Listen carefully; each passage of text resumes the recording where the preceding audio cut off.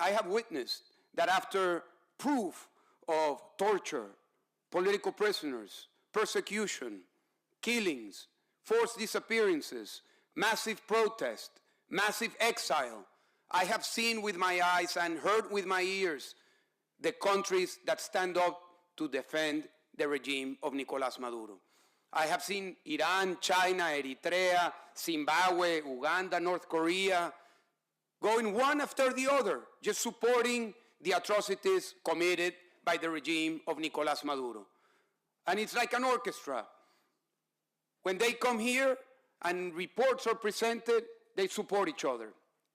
We need to make the distinction between the people that make the reports, the NGOs, the professionals that go to the ground and risk their lives. Many of them work for the UN. But after they present those reports, unfortunately, nothing happens. Nothing happens. It's like an orchestra that is not heard. We have seen with shock and with joy, in the case of Venezuela, the capture of Nicolás Maduro, the head of a criminal organization that was torturing and subjecting our country of millions of people on January the 3rd. Venezuelans celebrated with joy. More than 80% of the Venezuelan people celebrated the capture of Nicolás Maduro. But very early, we started to hear some objections. Objections with words that become common in these halls. Objections saying that was done capturing a criminal responsible for thousands of people being killed, disappearances, thousands of people being sent to prison, massive exile, saying that his capture was a war crime. We also heard objections saying that what happened in Venezuela was a violation of sovereignty. A violation of sovereignty in a country that a year and a half ago celebrated the most sacred of all sovereignties, which is the sovereignty of the people. It's bewildering to hear people talk about sovereignty of a dictator and not defending the sovereignty of the people that voted, and we were able to prove that those were the results, and then they defend the stability of the dictator. We have heard claims about international law. People nervous about breaking the international law because of the capture of a dictator, of a criminal. The international law that did not support millions of Venezuelans while they were being victims of the crimes committed by Nicolás Maduro and his regime. So unfortunately, this international structure, these international laws, these international and multilateral buildings are not delivering to the people. They are certainly not delivering to the voices sitting here in this room today. And we have heard once and again from one country to the other that we are frustrated because it's only words, it's only paper, it's only tears, but no action.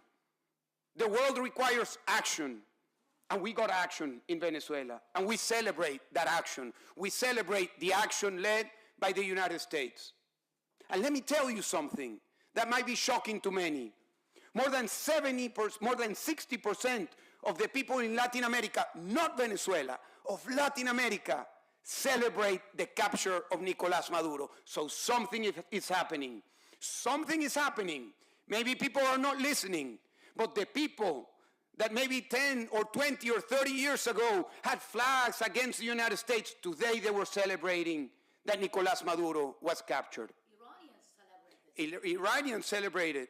I was in a call that day with my friend Bobby Wine. He was in the middle of an election. He called me. He was in his rally. And he said, let's go live. We went live. And he was saying in his rally, the same way Maduro left, Museveni is going to live. But what was the fate of Bobby Wine? The same fate that we had in Venezuela. He won the election, and the election was stolen. And we can go over and over with many of the other cases. But let me go back to Venezuela. Many people ask us, how are things in Venezuela? Simple, much better than they were on January the 2nd. Much better than they were on January the 2nd. But not where we hope them to be. They are not where we hope them to be. Because for years, we have been fighting for an idea that for some, it's theoretical. for us is vital. We have been fighting for freedom. And we understand what freedom is, not from theory, not from poetry, not from music.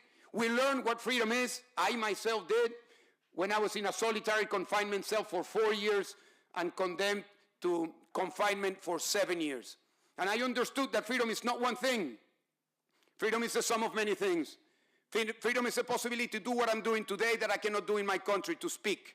Freedom is the possibility to move around. Freedom is the possibility to gather with whomever you want to gather. Freedom is the possibility to wear what you want to wear. In the case of Iran, Afghanistan, if women want to wear the hijab or not to wear it. Freedom is the possibility to believe in whoever you want to believe or not to believe if you don't want to believe. And we just heard that there are hundreds of thousands of prisoners because of their belief. And freedom cannot happen without democracy. And democracy cannot happen without elections. So what we hope for, and what we are fighting for, and what we will deliver to the people of Venezuela, and what is the main responsibility of the Venezuelan leadership led by the legitimate elected president Edmundo González Urrutia, and the legitimate leadership of Maria Corina Machado, is to go to the people through a free and fair elections for the Venezuelan people to make that transition to democracy.